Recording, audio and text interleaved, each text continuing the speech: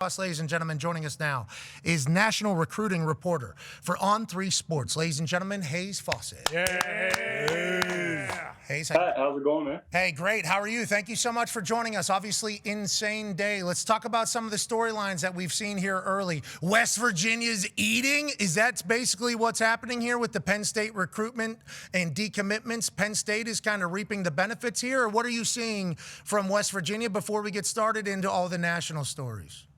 Yeah, no doubt. West Virginia's doing a great job. You know, obviously a few weeks ago, Kevin Brown, Rivals #2 interior offensive lineman, came on the show and committed to the Mountaineers. Also, he was previously committed to Penn State. This morning, we saw four-star safety Matt Sieg flip his commitment from Penn State to West Virginia. Coach Rich Rodriguez is doing a great job. And also behind the scenes, there's a recruit to watch. Four-star running back Amari Latimer from Georgia. He's currently committed to Wisconsin, but there's some talk behind the scenes that West Virginia's, working to flip his commitment. So that's we like Amari. That's what we would like over there, West Virginia. Come on. He's a running back, you said, from Georgia?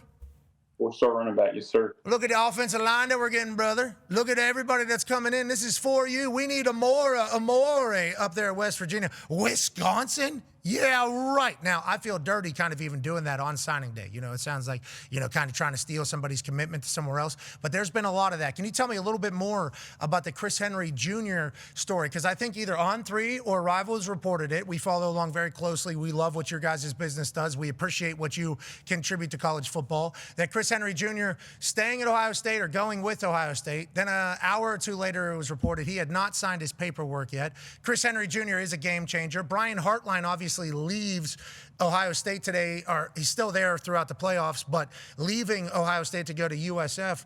What are you hearing about Chris Henry Jr.? And USC has the #1 recruiting class in the country and maybe going to add Chris Henry Jr. to it, or is Oregon going to do their thing? Yeah, so as far as Chris Henry Jr. goes, he had a ceremony at his school this morning, and he announced that he was going to stay with Ohio State. However, he hasn't officially signed his letter of intent. It hasn't been sent into Ohio State, so it's not officially done until that happens. Behind the scenes, I'm hearing that Oregon and USC are both making a push. Again, like I said, it doesn't really mean a thing till that pen hits paper, and I'm hearing that, both of these schools are continuing to push really hard to make that happen. All right, Hayes, we need you to stay in it and on it. We got questions for you. Go ahead, Ty. Yeah, Hayes, after Jared Curtis, who was either the #2 or, #1 quarterback. Everybody's like class, #1 or #2. Exactly, depending on who you look. After he flipped from Georgia to Vandy, is Vanderbilt slowly kind of becoming, like a destination in the SEC? Do you anticipate their class being very, very good this year, especially with Clark Lee signing an extension and being there for a while? Yeah, no doubt. About 2 hours after Jared's flip from Georgia to Vandy, I had a 2027 wide receiver reach out to me, and we committed him to Vandy. And then today, about 10 minutes before joining the show, Vanderbilt flipped 3-star wide receiver Owen Cabell from Alabama. So that's 2 big-time SEC program flips, flipping Jared from Georgia and then Owen from Alabama.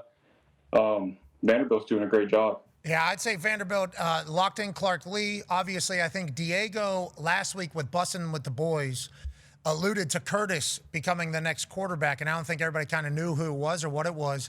And then whenever this flip happens, obviously it's just another message from Vandy that they're for real, because obviously financially you have to be able to keep up with everybody else. And maybe Curtis is the next one to continue to lead Vandy into the promised land of the SEC. Let's go up to the Big Ten country, shall we, Hayes? As we started this show, Penn State ranked 138th. In the early recruiting and signing day here. They were just above Akron, which we were mind blown by, and right behind Montana State. Well, now there's an update. They are now currently sitting at 150th. Yeah, CFP Kings report that with yet another flip to Virginia Tech, Penn State's recruiting class now sits 150th overall. So obviously things are going well for the team that fired their coach earliest this season and still don't have a coach. But on that note, A.Q. Shipley, Penn State cultist, former Remington Award winner for the Penn State and Nittany Lions, has a question for you about where they sit now versus maybe later. Yeah, back when I came out, there was no early signing period. Obviously, you see where they're at right now, and obviously the transfer portal plays a major role in what goes on now. But how much usually changes between the early signing period to the final signing period? Yeah, who's not signing right now? Yeah, so in terms of that, pretty much 95% plus of these high school recruits are signing in December because they want to go and enroll at the school of their choice in January so they can get ahead of, spring practice, get in the weight room, learn the playbook, all that good stuff. So in terms of that, there's not really many recruits that sign in the late signing period anymore. I mean, I would say 1% to 2%. So it's 99% hay in the barn. You guys are ranked 150th right now. Still got some hours left, though. Still got some hours left. One of the schools reaping the benefits recruiting-wise with a brand-new head coach, the former head coach of Penn State, James Franklin's squad down there. Tone has a question for you. Yeah, Hayes, I do. A lot of that Penn State dropping is because I see all over your Twitter timeline is James Franklin flipping commits from Penn State to Virginia Tech, and also I've seen like the hashtag be great in Virginia, stay great in Virginia or something like that. How has James Franklin done in his short time at Virginia Tech? And do you know where they're ranked right now or where they're ranked right now? Yeah, Virginia Tech is recruiting at a very high level under James Franklin. Obviously, he had those built-in relationships with those recruits that he had committed to him back when he was at Penn State. There's been 10-plus recruits that were committed to Penn State, flipped to Virginia Tech, and now the Hokies stand at the number 25 class in the 2026 Rivals Team Industry Rankings. West Virginia also moving up the rankings.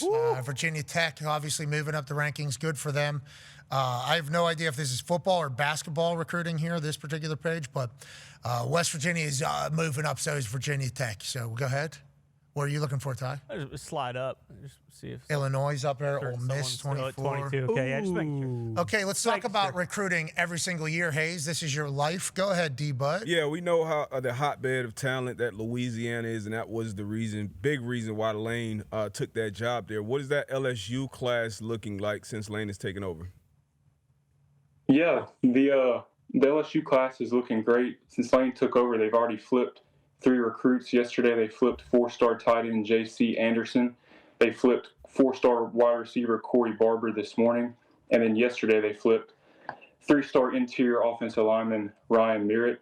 Lane Kiffin and company, showed up in Baton Rouge and started recruiting right away. I think the Tigers have one of the best classes in the country. They're headlined by the number 1 recruit in the 2026 On3 Rivals team rankings, Lamar Brown, who's shown on camera there with Kiffin. I really like where the Tigers class stands, and I think Kiffin's going to continue to recruit well in Baton Rouge. All right, Hayes, we appreciate the hell out of you. When's this end? They can sign anytime, I guess. It just started this morning. This can go on forever? Yeah, so the sign-in period started this morning, and it closes December the 5th, so people can sign from today to Friday. All right, today's the 3rd. Mm-hmm. Chris Henry Jr., will he sign them papers or what? We'll find out. Why didn't Rich Rod give old Chris Henry Jr. a call? I think he might have, actually. Maybe we should be giving. Maybe he ends up in West Virginia. Oh, wait a minute. Let's not get crazy. Yeah. We got a Morey. You're right. He's coming from Georgia. You're right. You seen the big guys up front? Yeah, we're going to win this thing. Thank you for telling me that. That's Hayes Fawcett. Thank you.